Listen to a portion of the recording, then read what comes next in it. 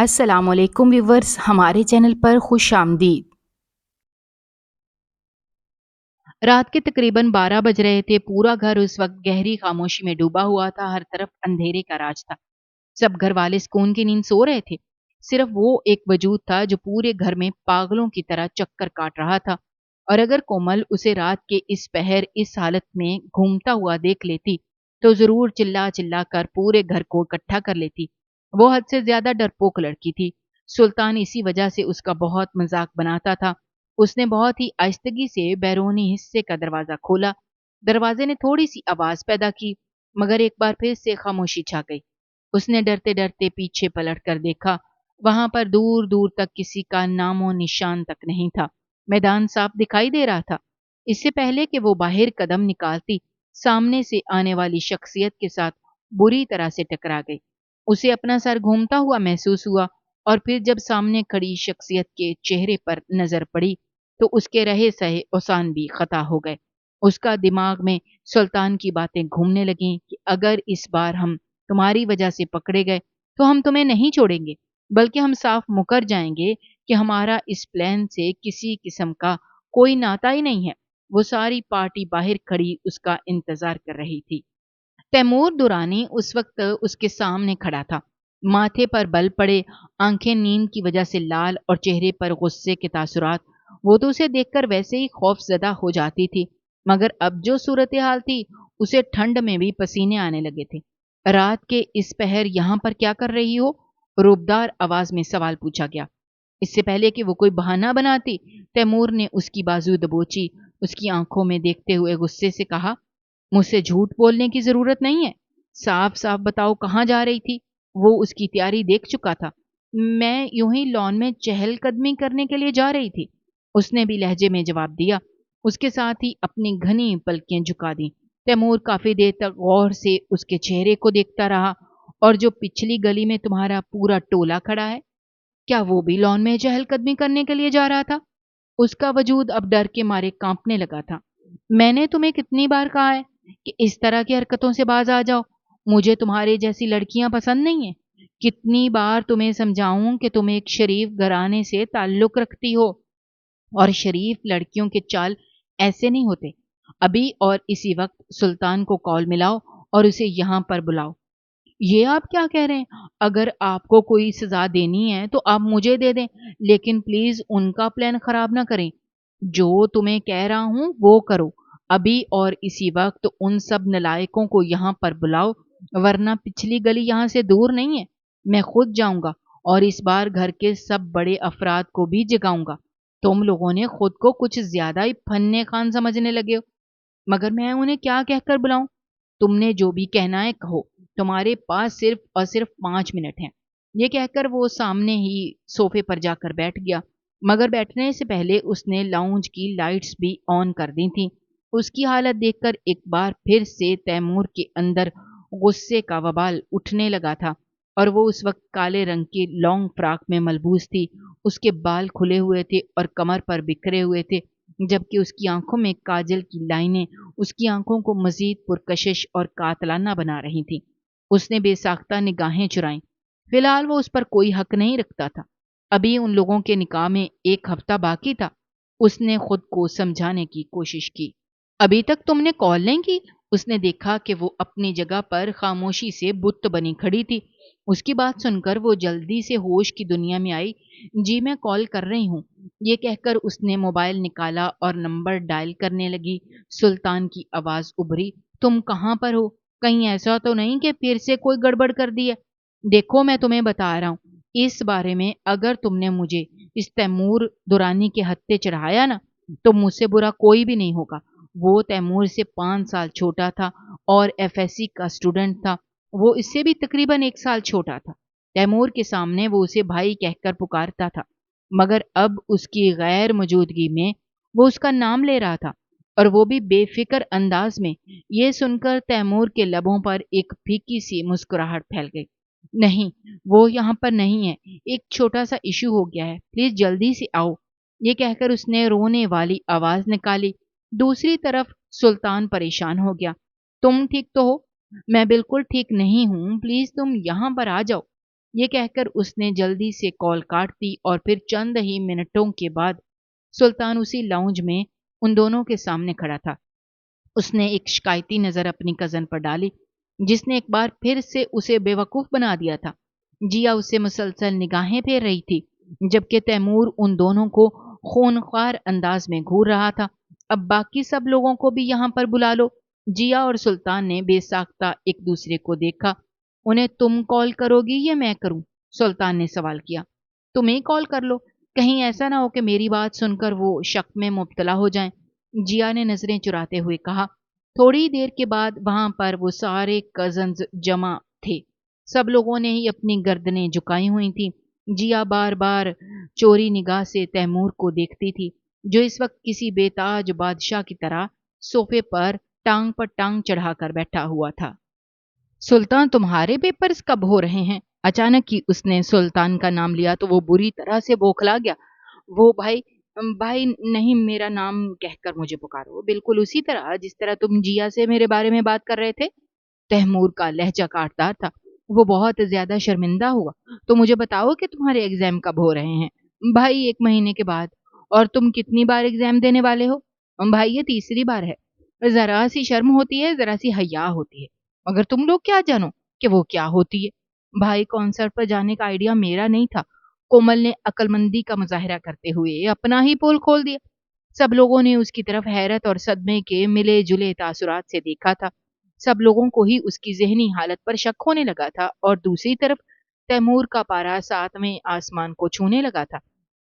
तुम लोग होश में तो हो? क्या तुम लोगों को उससे ज्यादा घटिया जगह और कोई भी नहीं मिली? आज मैं तुम लोगों को बख्शूंगा नहीं। ये कहकर उसने ऊंची ऊंची आवाज में तायाजान को पुकारना शुरू कर दिया। थोड़ी ही देर में आगाजान भी वहां पर पहुंच चुके थे। आगाजान, जरा पूछे इनसे, ये क्या करते फिर रहे हैं? आपके लाडले भतीजे भतीजियां इस वक्त कॉन्सर्ट पर जा रहे थे। आपको पता भी है कि वहां का माहौल किस कदर खराब होता है। मुझे तो हैरत सुल्तान और सिकंदर पे हो रही है। तुम लोगों को जरा भी गैरत नहीं, या फिर तुम लोग अपने खानदान की रवायात ही भूल गए हो? वो उस वक्त कोई भी भरा हुआ शेर मालूम हो रहा था। जिया ने कुछ बोलना चाहा, मगर उसने डांट कर खामोश करवा दिया और गुस्से से कमरे में भेज दिया। वो हर बार ही बच जाती थी। कोई भी उसे ज्यादा डांटता नहीं था। उसके पीछे भी एक बड़ी वजह थी, लेकिन उसके बेचारे कजन्स हमेशा फंसते थे और उनकी बहुत ज्यादा इज्जत अफजाई होती थी। सुल्तान ने तो इस बार वादा किया था कि वो जिया से बात भी नहीं करेगा। आखिर वो किस तरह की कजन थी? खुद तो फंसती ही थी, इसके साथ साथ उन लोगों को भी फंसाती थी। अगली सुबह बहुत ही रोशन थी, मगर उन सब लोगों के चेहरे उतरे हुए थे। जिया ने सुल्तान को पुकारने की कोशिश की, मगर वो मुंह फेर कर बैठ गया। उसका दिल वाकई बहुत बुरा हो रहा था। सुल्तान के साथ रात को वाकई गलत हुआ था। उसके बाबा ने उससे मोटर बाइक की चाबी ले ली थी और उसके साथ साथ उसको धमकी दी थी कि अगर इस बार उसने एग्जाम पास ना किए तो वो उसे 3 महीनों के लिए घर के अंदर ही कैद कर देंगे।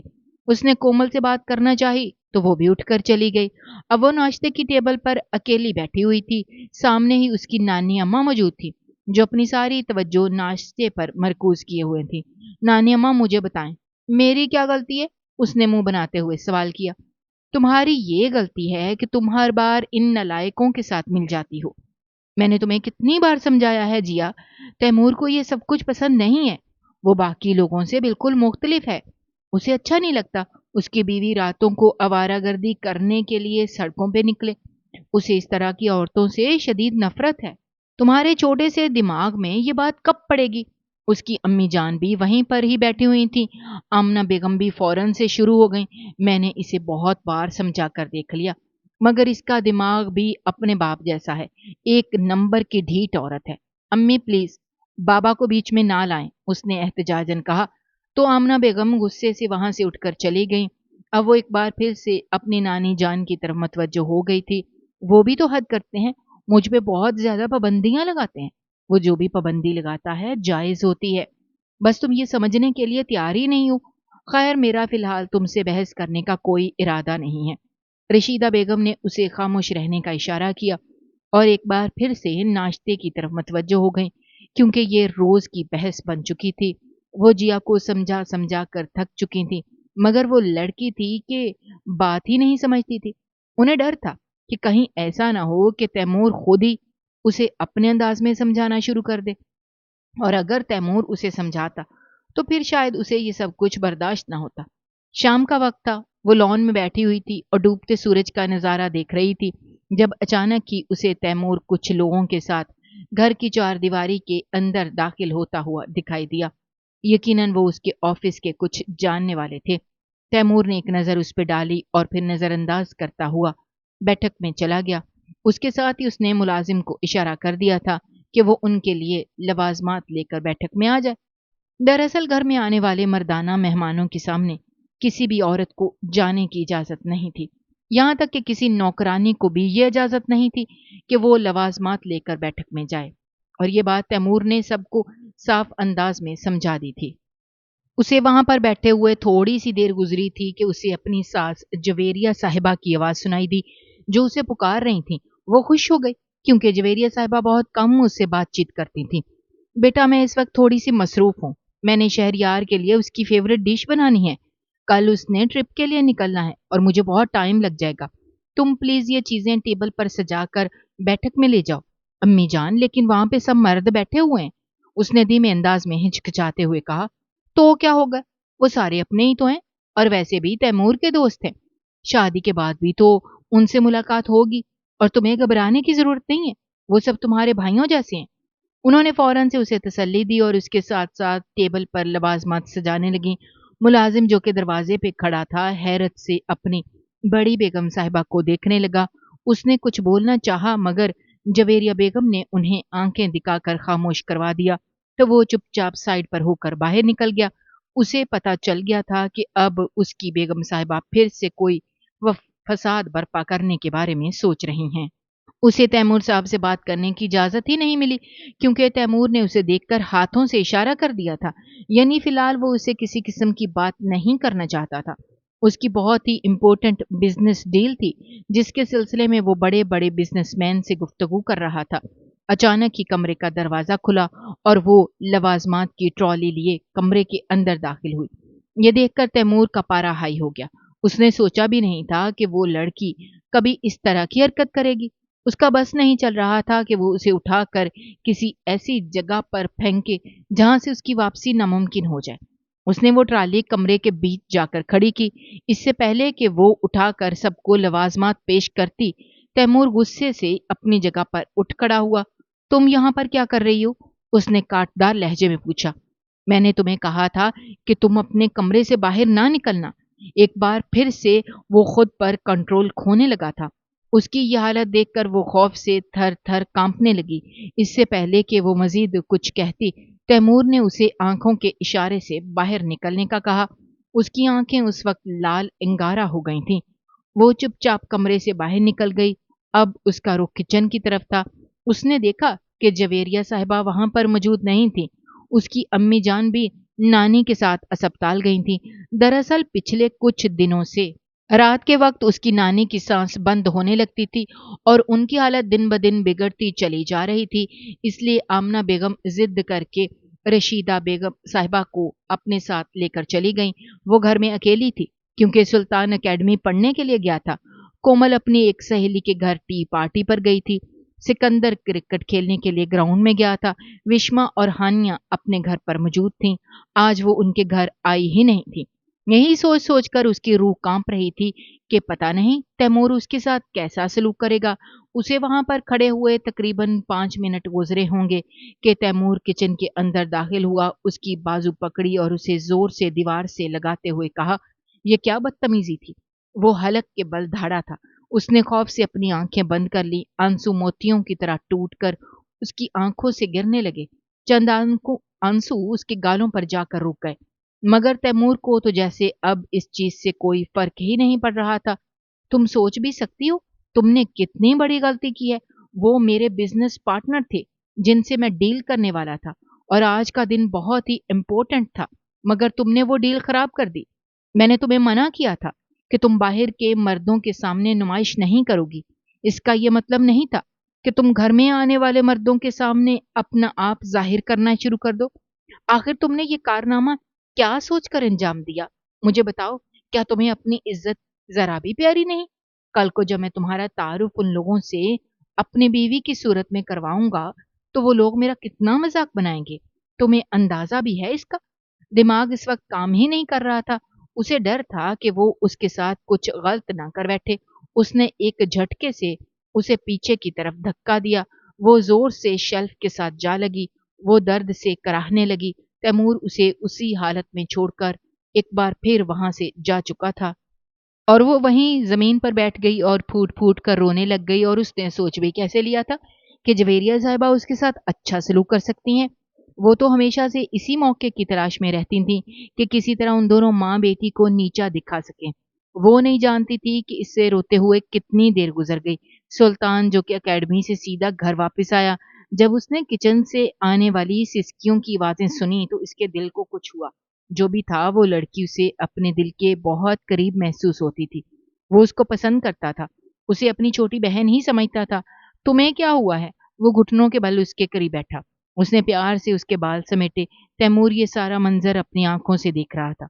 यहाँ से दफा हो जाओ, वो हलक के बल दहाड़े। सुल्तान तेजी से पीछे की तरफ हुआ। क्या हो गया है भाई? मैंने तुम्हें क्या कहा है? उससे दूर हट जाओ, वो अपने कमरे में दफा हो जाओ। जब तक मैं ना कहूं, अपने कमरे से कदम भी बाहर ना निकालना। मगर भाई मुझे बताएं तो, गलती क्या हुई है? आप किस बात पर डांट रहे हैं? तैमूर ने उसे इस कदर खूनखार नजरों से देखा कि वो यकदम ही खामोश हो गया था, और फिर कुछ भी कहे बगैर वो अपने कमरे में चला गया। उसने बहुत ही जोर से दरवाजा बंद किया था, मगर उससे फर्क ही किसे पड़ता था। जवेरिया बेगम उस वक्त खामोशी से घर की छत पे खड़ी मुस्कुराए जा रही थी। इस लड़की को क्या लगता है, ये मेरी बहू बनेगी? मैं इसे कभी भी इस घर पर राज करने की इजाजत नहीं दूंगी। और तुम उठो और अपने कमरे में दफा हो जाओ। उसने उसे उठाना चाहा, मगर वो दोबारा से जमीन पर गिर पड़ी। उसका सर एक तरफ को ढलक गया था। वो बेहोश हो चुकी थी। तैमूर का गुस्सा भी उड़ गया। उसने उसके चेहरे को थपका, मगर वो उस वक्त होशो हवास से बेगाना थी। उसके जिस्म में किसी भी किस्म की कोई हरकत नहीं हो रही थी। तैमूर सोच भी नहीं सकता था कि उसका गुस्सा उसके लिए सजा बन जाएगा। उसे बाजुओं में उठाया और तेजी से गाड़ी की तरफ बढ़ गया। तकरीबन 5 घंटों के बाद उस लड़की को होश आया था। डॉक्टर ने तैमूर की अच्छी खासी इज्जत अफजाई की थी कि ये लड़की पहले ही बहुत ट्रस्ट में है, इसको मजीद टेंशन मत दो। कहीं ऐसा ना हो कि इसका नर्वस ब्रेकडाउन हो जाए। आप इनसे प्यार से ट्रीट करें। इनसे पूछें कि इनको मसला क्या है। इनका मसला हल करने की कोशिश करें। वो भी बहुत छोटी और कम उम्र है। वो डॉक्टर की बातें बहुत ही गौर से सुन रहा था। उसके दिल को अब थोड़ी सी तसल्ली भी हो चुकी थी, क्योंकि वो होश में आ चुकी थी। अब उसने अपना मोबाइल निकाला। घर से हजारों के हिसाब से कॉल्स आई थी। इनमें से ज्यादा कॉल्स जवेरिया बेगम की थीं। उसने घर वालों को बताया कि उसकी मंगेतर की तबीयत खराब हो गई थी, जिसकी वजह से वो उसे अस्पताल में ले आया। सब घर वाले भी अस्पताल पहुंच गए। अब वो उसे सवाल कर रहे थे, जबकि वो खामोशी से बैठी दीवार को घूर रही थी। अम्मी जान, मैं नहीं जानती, बस अचानक ही मुझे चक्कर आ गए थे। काफी देर के बाद उसने अपनी जबान खोली और ये चंद लफ्ज अदा किए। फिलहाल मैं बहुत ज्यादा थकी हुई हूँ और आराम करना चाहती हूँ। ये कहकर उसने अपनी आंखें मूंद ली। तैमूर ने एक गहरी सांस खारिज की थी। इस लड़की ने उसके खिलाफ कुछ भी नहीं बोला था। वो उस लड़की से नफरत नहीं करता था, बस चाहता था कि वो लड़की उसके रंग में रंग जाए। मगर वो ये बात भी समझने के लिए तैयार नहीं थी कि अचानक से किसी को हम अपनी मर्जी की जिंदगी गुजारने पर मजबूर नहीं कर सकते। हर इंसान को तब्दीली को एक्सेप्ट करने के लिए थोड़ा सा वक्त चाहिए होता है।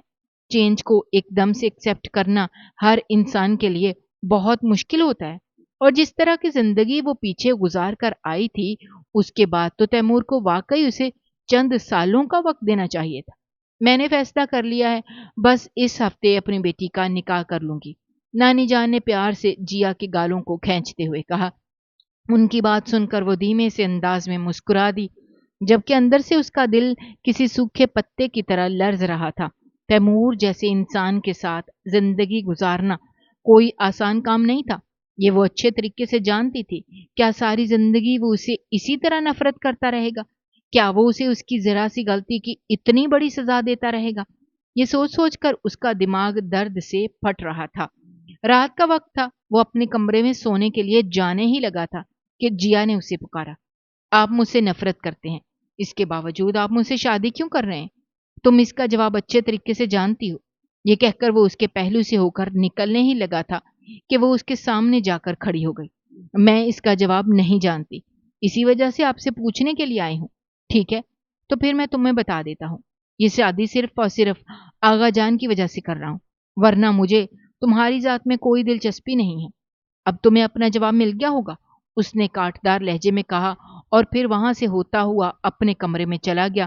ان کے خاندان کا رواج تھا کہ جو منگنیاں بچپن میں ہو جاتی تھیں انہیں توڑنا مشکل ہی نہیں ناممکن ہوتا تھا، اور اگر کوئی منگنی توڑنے کی کوشش کرتا تو اس کو دشمنی کا اشارہ سمجھا جاتا تھا۔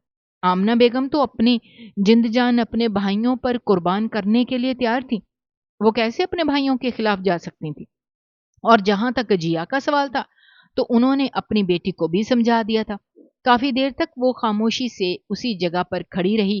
اس وقت اس کا سر بہت بری طرح سے دکھ رہا تھا، کیونکہ وہ یہ بات جانتی تھی کہ تیمور کسی اور لڑکی کو پسند کرتا ہے۔ وہ اکثر تیمور کو اس لڑکی کے ساتھ گھومتے ہوئے بھی دیکھ چکی تھی، اور یہ اس وقت ہوتا تھا جب وہ اپنے بابا کے گھر میں رہتی تھی۔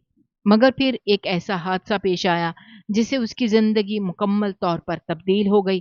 اس نے سوچا بھی نہیں تھا کہ وہ اس طرح سے اپنے ماموں کے در پر آ کر رہنا شروع کر دے گی۔ اس کے بابا اس کے لیے آئیڈیل بابا تھے، اور وہ واقعی بہت اچھے باپ تھے، مگر وہ ایک اچھے شوہر ثابت نہ ہو سکے۔ وہ رنگین مزاج کے مالک تھے، ان کا دل کبھی بھی ایک عورت کے لیے راضی نہیں ہوتا تھا۔ انہیں اپنے پاس عورتوں کا ایک جھرمٹ چاہیے ہوتا تھا۔ یہ وجہ تھی کہ وہ اپنی بیوی سے ہٹ کر بھی باہر کی عورتوں میں منہ مارتے تھے۔ جب آمنہ بیگم ان سے اس بارے میں بات کرتی تو وہ لڑائی شروع کر دیتے تھے۔ ان کے درمیان ہر روز ہی اس مسئلے پر لڑائی ہوتی۔ اس سب کا اثر جیا پر پڑتا تھا، اس کی وجہ سے اس کا کانفیڈنس بھی ختم ہو گیا تھا۔ جو محبت اسے گھر میں نہیں ملتی تھی وہ محبت جیا باہر تلاش کرنے کی کوشش کرتی تھی۔ اس نے بہت سے لوگوں سے دوستیاں بھی کی تھیں، ان میں لڑکے بھی تھے۔ چونکہ وہ ایک ہائی کلاس سوسائٹی سے تعلق رکھتی تھی، اس لیے اس کے لیے یہ سب کچھ معمولی تھا، اور جیسا اس کے باپ کا مزاج تھا اسے گھر کی طرف سے بھی کوئی روک ٹوک نہیں تھی، اور نہ ہی اس کی ماں اسے کسی قسم کا کوئی سوال کرتی تھی، کیونکہ وہ ہمیشہ اس کی باپ کی فکر میں رہتی کہ وہ کہاں پر ہوں گے، کیا کر رہے ہوں گے، کس کے ساتھ ہوں گے۔ یہ سب کچھ انہوں نے اپنی شادی شدہ زندگی کے 23 سال برداشت کیے، اور پھر بعد میں اپنے شوہر سے الگ ہو گئیں، کیونکہ اب ان کے شوہر نے حد کر دی تھی۔ ان کی پہلے سے ہی ایک بیوی تھی جس کو انہوں نے خفیہ طور پر امریکہ میں رکھا ہوا تھا۔ آمنہ بیگم کو جب اس بارے میں پتا چلا تو ان کا دل ٹکڑے ٹکڑے ہو گیا۔ جہاں تک افیئرز کی بات ہوتی تو وہ تو کسی حد تک قابل برداشت تھے، مگر انہوں نے ان کی جگہ مکمل طور پر کسی اور عورت کو دے دی تھی۔ یہ برداشت کرنا ان کے لیے ناممکن تھا، اس لیے انہوں نے اپنی بیٹی کا ہاتھ پکڑا اور اسے لے کر ہمیشہ ہمیشہ کے لیے اپنے بھائی کے گھر آ گئیں۔ ان کے بھائیوں نے ان کا کھلے دل سے استقبال کیا، کیونکہ وہ اپنی بہن سے بہت محبت کرتے تھے۔ انہوں نے بہت پہلے آمنہ کو یہ مشورہ دیا تھا کہ اس طرح کے انسان کے ساتھ زندگی گزارنا اپنے آپ کو ذہنی تکلیف دینے کے مترادف ہے۔ تم اپنے بارے میں سوچو، ابھی بھی تم خوبصورت ہو، جوان ہو، تمہیں کوئی جوان اور حسین انسان مل جائے گا تو اس سے نکاح کر لو۔ مگر آمنہ بیگم اپنی بیٹی کی وجہ سے خاموش ہو جاتی تھیں۔ وہ جیا کے لیے کسی بھی قسم کا رسک نہیں لے سکتی تھیں، اور آج کل جس طرح کے حالات تھے وہ اپنی بیٹی کی ذمہ داری کسی غیر مرد کے حوالے نہیں کر سکتی تھی۔ اسی وجہ سے انہوں نے جیا کے بالغ ہونے تک اپنے شوہر کے ساتھ گزارا کیا، چونکہ اس کی منگنی بچپن میں ہی اس کے ماموزاد سے ہو گئی تھی۔ اسی وجہ سے انہیں یہ بھی تسلی تھی کہ بہت جلد وہ اسے دلہن بنا کر اپنے گھر کی کر دیں گی۔ جیا کے سامنے پہلے اس بارے میں سرسری انداز میں بات ہوتی تھی، اس لیے وہ اس کو زیادہ سیریس نہیں لیتی تھی، اور اس کے بابا ہمیشہ اس کے سامنے یہی کہتے تھے کہ میں تمہاری شادی کسی بڑے بزنس مین سے کروں گا، اسی وجہ سے کہ اس نے کبھی بھی تیمور کی طرف توجہ نہیں دی تھی۔ مگر اب جب کہ وہ اپنے بابا سے الگ ہو گئی تو گھر میں اس کی شادی کی باتیں ہونے لگی۔ وہ تیمور سے پہلے بھی ملتی رہتی تھی، مگر ان کے گھر میں رہنے کے لیے نہیں جاتی تھی۔ کافی عرصے کے بعد وہ ہمیشہ ہمیشہ کے لیے اسی گھر میں رہنے کے لیے آ گئی جس گھر کی اب وہ بہو بھی بننے والی تھی۔ اسے یہ بات پتا تھی کہ تیمور کسی اور لڑکی کو پسند کرتا ہے، کیونکہ ایک دن وہ اپنی فرینڈز کے ساتھ گھومنے کے لیے گئی۔ وہ لوگ کیفے میں بیٹھے کھانا کھا رہے تھے जब उसकी नज़र तैमूर पर पड़ी, जो कि एक बहुत ही खूबसूरत लड़की के साथ उस रेस्टोरेंट के अंदर दाखिल हुआ, उसके कज़न कुर्सी उसके कज़न के लोगों पर इस वक़्त बहुत प्यारी-सी मुस्कुराहट फैली हुई थी। उसने जल्दी से कुर्सी खींचकर आगे की, वो लड़की उस कुर्सी पर जाकर बैठ गई। उसको अंदाज़ा हो गया कि ये लड़की उसके लिए बहुत अहम है। तैमूर ने एक बार नज़र उठा के उसके चेहरे की तरफ देखा था, मगर उसने किसी भी किस्म का रद्द-ए-अमल का इज़हार नहीं किया। वो कोई छोटी बच्ची नहीं थी। वो समझ गई थी कि उसकी ज़िंदगी में पहले से कोई लड़की मौजूद है। उसने कभी भी खुद से तैमूर से इस बारे में बात नहीं की थी, क्योंकि वो डरती भी थी कि अगर तैमूर ने वाक़ई किसी और लड़की का नाम ले लिया, तो वो क्या करेगी? किसी खामोशी में ही ज़िंदगी गुज़र रही थी और वो समझती थी कि इसी खामोशी में उसका भरम है। मेरी प्यारी सी कज़न दुल्हन बनने वाली है।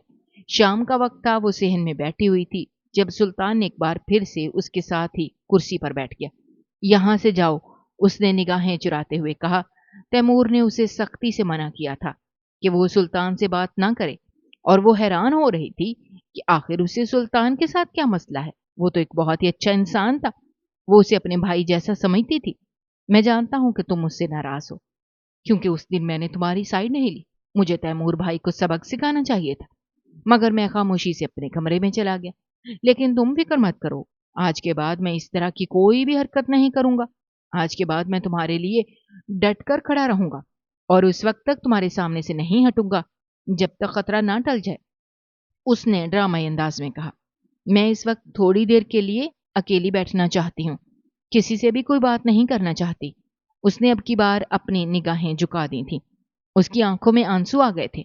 मैं जानता हूँ कि तुम इस रिश्ते के लिए तैयार नहीं हो। नहीं, ऐसी बात नहीं है, वो जल्दी से बोली। फिर कैसी बात है? देखो, तुम मुझे अपने एतमाद में लेकर हर बात बता सकती हो। तुम ये भी जानती हो कि सिर्फ मैं ही तुम्हारे राज रख सकता हूँ। अगर तुमने यहाँ किसी और को भी बताया, तो फिर अगले ही दिन तुम्हारी बात पूरे इलाके में नशर की जाएगी। अपनी कोमल से तो तुम वाकिफ ही हो। वो एक नंबर का फटा हुआ ढोल है। उसे बताना मतलब मस्जिद में जाकर ऐलान करना है। तुम मुझसे वादा करो, तुम इस बारे में किसी को भी नहीं बताओगे और मेरी मदद करोगे। देखो, मैं तुम्हारे लिए अपनी जान भी कुर्बान करने के लिए तैयार हो जाऊंगा। तुम सिर्फ एक बार अपने भाई पर भरोसा करके देखो। उसने अपना कॉलर फखर से झाड़ते हुए कहा। तो वो ना चाहते हुए भी मुस्कुरा दी। मसला यह है कि तैमूर किसी और लड़की से मोहब्बत करता है। ऐसा हो ही नहीं सकता। ये मैं मान ही नहीं सकता, क्योंकि कोई पागल लड़की होगी जो तैमूर साहब को मुँह लगाएगी। उनको दूसरी बार उनकी अम्मी जान मुखातिब नहीं करती। कहीं ऐसा ना हो कि उनके बेटे को बुरा लग जाए। कोई और लड़की क्या उनको मुँह लगाएगी? वो मानने के लिए तैयार ही नहीं था। मैंने खुद उन्हें किसी और लड़की के साथ डेट मारते हुए देखा है, और मैं चाहती हूँ कि वो उसी लड़की से शादी करें। वो मेरी वजह से फंसे हुए हैं। तो क्या तुम अपने शौहर किसी और लड़की के हवाले कर दोगी? सुल्तान ने हैरत से मुंह खोलते हुए कहा। ये जरूरी है, क्योंकि मैं उनके लबों पर सिर्फ और सिर्फ मुस्कुराहट देखना चाहती हूँ, और वो मुस्कुराहट सिर्फ वो लड़की उनके चेहरे पर ला सकती है। मैं नहीं चाहती कि मेरी वजह से उन दोनों की जिंदगी बर्बाद हो। मेरी प्यारी बहन, अगर आपको याद हो, तो 2 दिन के बाद आपका निकाह है, और आप यहाँ पर बैठी निकाह से पहले अपनी डिवोर्स करवाने के बारे में सोच रही हैं। मुझे माफ रखिए, मैं आपकी कोई मदद नहीं कर सकता। उसने दोनों हाथ झाड़े और उठ के खड़ा हुआ। तुमने मुझसे वादा किया था।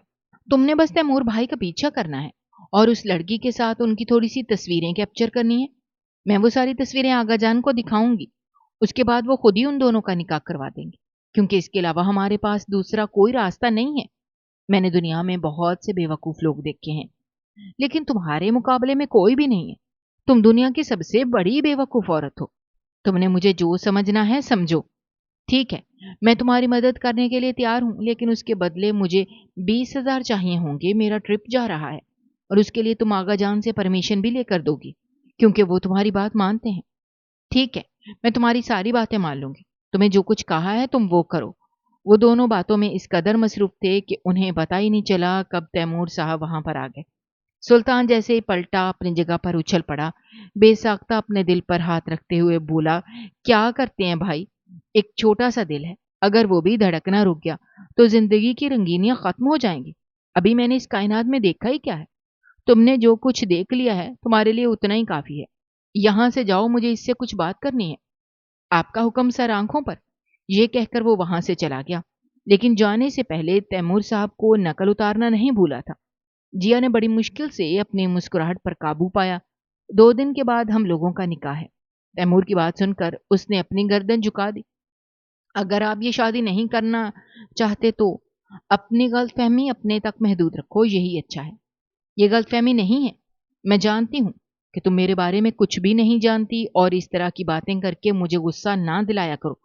میں جو بات کرنے کے لیے آیا ہوں وہ بات سمجھو۔ جب تم اپنا یہ چھوٹا سا دماغ فضول میں چلاتی ہو تو تم مجھے بہت بری لگتی ہو۔ میں آپ کو اچھی کب لگتی تھی؟ تیمور نے اسے گھورا تو وہ ایک بار پھر اپنی گردن جھکا کر بیٹھ گئی۔ تمہیں میں نے بتایا ہے کہ مجھے کیا پسند ہے اور کیا ناپسند۔ جیسے ہی نکاح ہوگا میں تمہارا یونیورسٹی میں ایڈمیشن کروا دوں گا۔ مجھے تمہاری پڑھائی سے کوئی مسئلہ نہیں ہے، مگر تمہیں اپنے آپ کو میرے رنگ میں ڈھالنا ہوگا، وہی لباس پہننا ہوگا جو مجھے پسند ہے۔ میں نہیں چاہتا کہ میری بیوی کی طرف لوگ مڑ مڑ کر دیکھیں۔ اس کے علاوہ نکاح کے بعد میرے چھوٹے چھوٹے کام تم ہی کیا کرو گی۔ نکاح ہو رہا ہے، رخصتی نہیں ہو رہی، اس نے احتجاجاً کہا، کیونکہ اسے گھر کے کاموں سے بہت موت پڑتی تھی۔ جبکہ تیمور تھا، آپ کو اس کا فارغ بیٹھنا اچھا نہیں لگتا تھا۔ وہ اسے ہر وقت لیٹا ہوا یا بیٹھا ہوا دیکھتا تھا تو اسے عجیب محسوس ہوتا۔ وہ خود بہت محنتی انسان تھا، ہر وقت یہ کام میں مصروف رہتا تھا اور چاہتا تھا کہ ہر انسان اپنے آپ کو بزی رکھے، کیونکہ فارغ انسان کا دماغ کسی شیطان کے گھر سے کم نہیں ہوتا۔ ہزاروں طرح کے خیالات ہوتے ہیں جو انسان کو پریشان کرتے ہیں، اور اس کی بیوی ویسے بھی بہت اوور تھنک کرتی، وہ اکثر اس کے لیے فکر مند رہتا تھا۔ اور جہاں تک سلطان کا سوال ہے، اس سے بھی دور رہا کرو، مجھے تمہارا اس سے بھی گھلنا ملنا اچھا نہیں لگتا۔ میں یہ نہیں کہتا کہ تم بات چیت بالکل بند کر دو، لیکن آدھی رات کے وقت آئس کریم کھانے کے لیے نکل جانا اور پھر مجھے بتائے بغیر گھومنے کے لیے چلے جانا، یہ ساری چیزیں مجھے پسند نہیں ہیں۔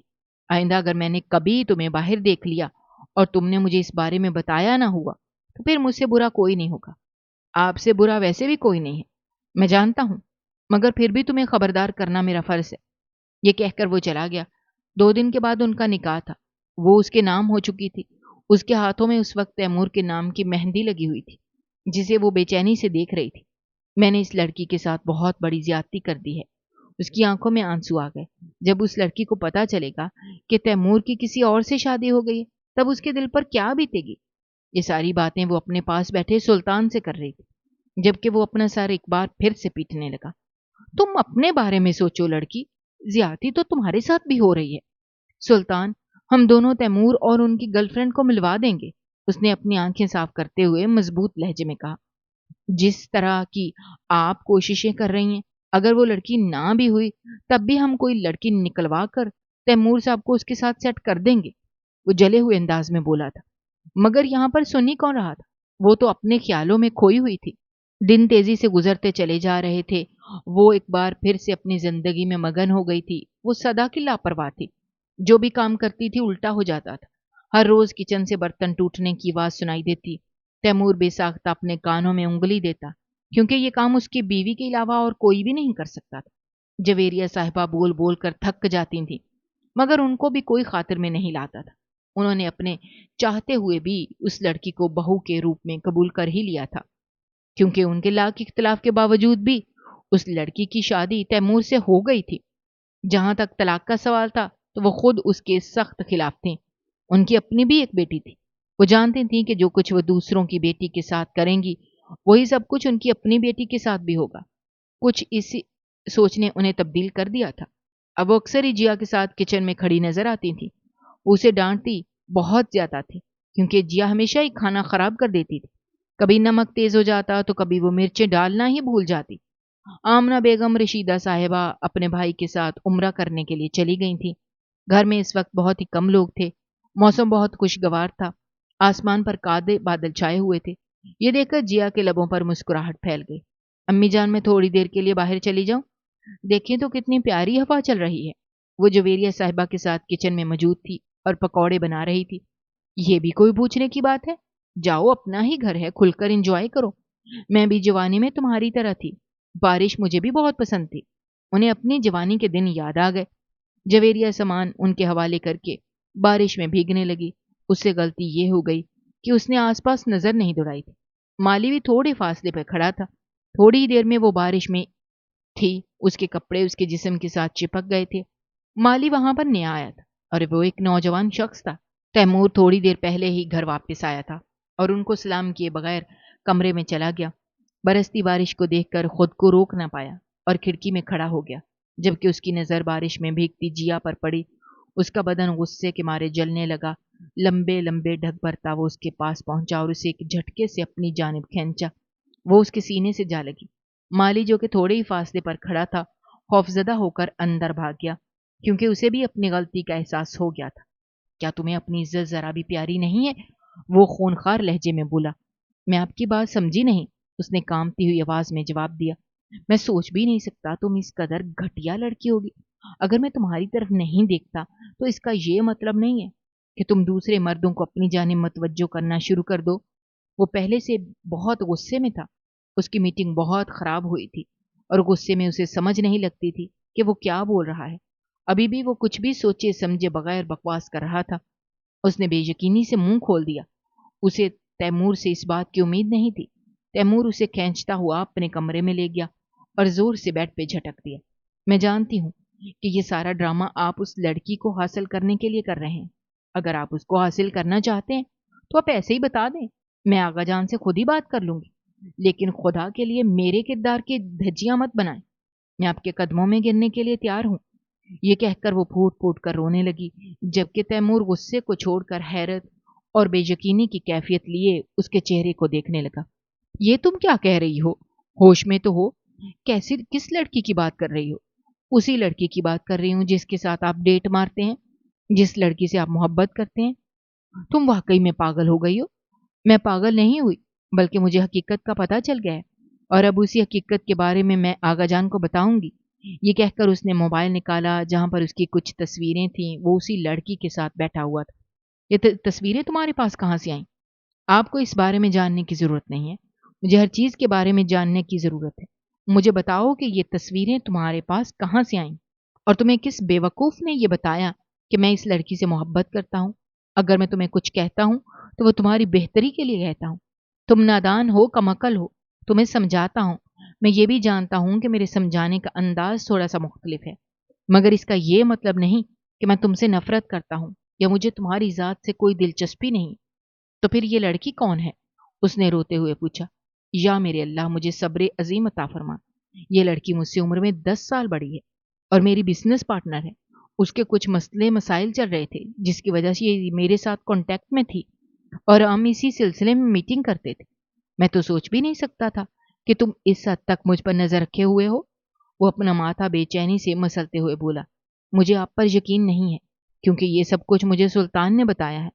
वो ये बात कट कर गई थी कि सुल्तान को भी पता लगाने के लिए उसी ने कहा था। तुम्हारे इस सुल्तान भाई से तो मैं बाद में निपट लूंगा, पहले तुम मेरे साथ चलो। मगर उसकी हालत देख कर रुक गया। 5 मिनट का वक्त है, जल्दी से तैयार होकर बाहर आओ, मैं इंतजार कर रहा हूं। वो ना चाहते भी हुए भी तैयार होकर आ गई। वो उसे अपने साथ लेकर उस लड़की के घर चला गया। वो अपने हस्बैंड और 2 बच्चों के साथ लाउंज में बैठी हुई थी और सब लोग बातें कर रहे थे। तैमूर को देखकर वो खुलकर मुस्कुरा दी। ओ मेरे भाई, कैसे हो तुम? अभी तुम्हारे बारे में बात कर रही थी। मैं ये सुनकर एक लम्हे के लिए वो शर्मिंदा हो गई। ये तुम्हारी बीवी है? ओ माय गॉड, कितनी प्यारी है। मैं तुम्हें हमेशा कहती थी कि मुझे अपनी बीवी से मिलवाओ, तुम मुझे टाल देते थे। उन दोनों मियाँ बीवी ने बहुत ही पुरतपाक तरीके से उन दोनों का इस्तकबाल किया था। रात के वक्त जब वो दोनों वापस आ रहे थे तो वो मुकम्मल तौर पर खामोश थी। उन दोनों के दरमियान जितनी भी गलत फहमियाँ थीं वो खत्म हो चुकी। वो ये सारी हरकतें इसी वजह से करती थी कि तैमूर गुस्से में आकर उसे छोड़ दे। किसी और का भला करने के चक्कर में वो अपना बहुत बड़ा नुकसान करने वाली थी। मुझे यकीन है कि अब मेरी कमअकल बीवी को सारी बातें क्लियर हो गई होंगी। मैं कमअकल नहीं हूं तो अक्लमंद भी नहीं हूं। आप मुझे हमेशा डांटते हैं, मुझे आप अच्छे नहीं लगते, मगर तुम तो मुझे बहुत अच्छी लगती हो, तैमूर ने मुस्कुराते हुए कहा। वो यकदम ही ब्लश कर गए। तैमूर की भी गलती थी, वो कुछ ज्यादा ही गुस्सा करता था। उसे ये भी अंदाजा हो गया था कि ये सब कुछ उसके गुस्से की और उन दोनों के दरमियान पैदा होने वाली दूरी की वजह से हुआ था। उन दोनों के दरमियान एक बहुत बड़ा कम्युनिकेशन गैप था जिसे अब तैमूर ने हर हाल में फिलअप करना था। अगर वो पहले से इसे समझने की कोशिश करता तो शायद आज हालात बहुत मुख्तलिफ होते। مجھے ذرا گھر پہنچنے دو، میں سلطان کی خبر لیتا ہوں۔ آپ اسے کچھ بھی نہ کہیے گا، اسے اب مجھ سے کوئی بھی نہیں بچا سکتا۔